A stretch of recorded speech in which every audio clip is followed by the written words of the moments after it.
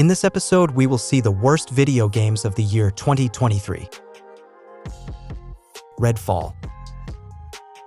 Arcane Studios, acclaimed for Dishonored and award-nominated titles, unveiled this game, sparking enthusiasm among fans for a multiplayer vampire shooter. Yet, the game didn't meet expectations, emerging as one of 2023's disappointments. Redfall's core issues centered on unplayability and rampant bugs, coupled with poor optimization that strained systems.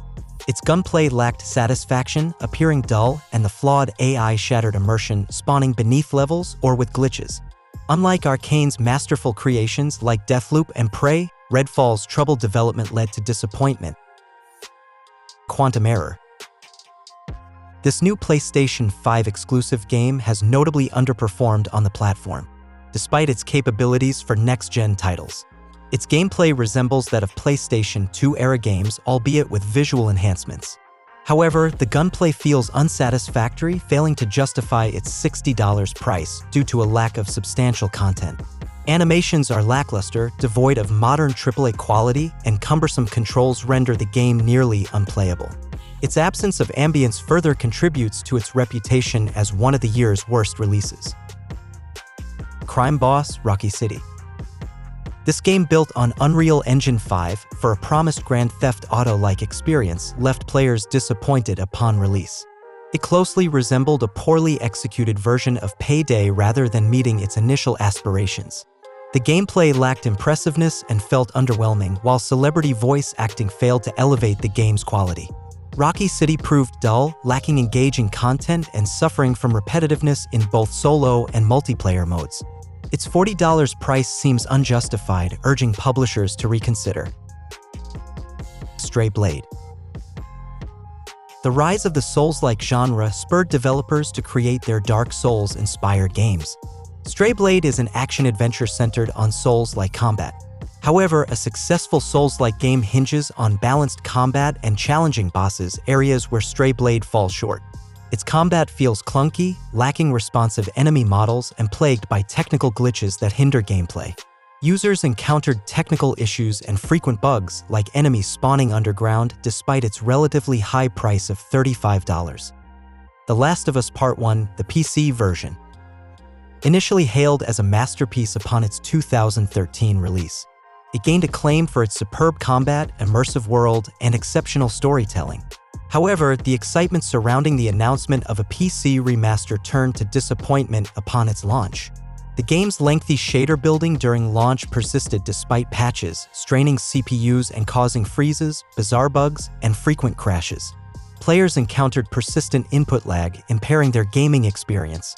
Naughty Dog acknowledged the issues, pledging to rectify them through subsequent updates. Forspoken. Developed by Square Enix, initially sparked global interest with its promising concept, a fast-paced magical adventure. However, the excitement from its first reveal didn't align with the criticism following its release. Compared to its vibrant trailer, the final game fell short. The expansive world and engaging parkour system depicted in trailers were noticeably absent, leaving a lackluster experience. The downgraded graphics and unpolished parkour mechanics made free-roaming tedious and unenjoyable, leading to Forspoken quickly becoming an internet meme. The Lord of the Rings, Gollum. The Lord of the Rings, renowned for its captivating lore, centered its game on the beloved character Gollum and his pursuit of the ring. Excitement soared among the fans, but anticipation faded after the game's full release. Gollum's revamped model appeared cartoonish and the game plagued by bugs. Stealth mechanics lacked depth, encouraging players to breeze through rather than strategize.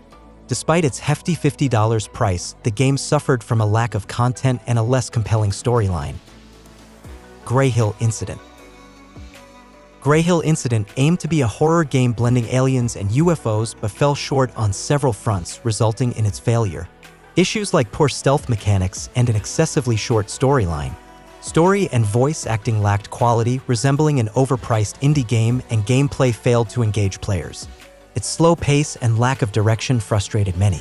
The game's $25 pricing seems unjustified for its outdated models, lackluster content, and unimpressive horror elements, cementing it as one of 2023's worst releases.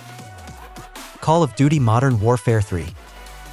Activision's routine annual releases of Call of Duty titles usually thrill its massive fanbase with engaging gunplay and captivating storylines. However, this release left many disappointed. The problem is a game with a mere 3 to 4 hours campaign length, delivering gameplay almost identical to its predecessor at a high $70 price. Minor changes in multiplayer felt more like an easy addition to the previous release, fueling fan disappointment. Moreover, the multiplayer maps were mere remasters devoid of fresh content. Skull Island: Rise of Kong. Skull Island: Rise of Kong is based on a comic book set in the King Kong universe, disappoints on multiple fronts. The game's trailer promise of an expansive world falls flat due to poor traversal mechanics. Initially resembling a dated 2003 game with bad gameplay mechanics and horrible character upgrades. The $40 price feels unjustified for what it offers compared to modern AAA games. Kong's supposed colossal size appears surprisingly ordinary, while the environment design feels like a collection of default assets, lacking quality despite the high cost of the game.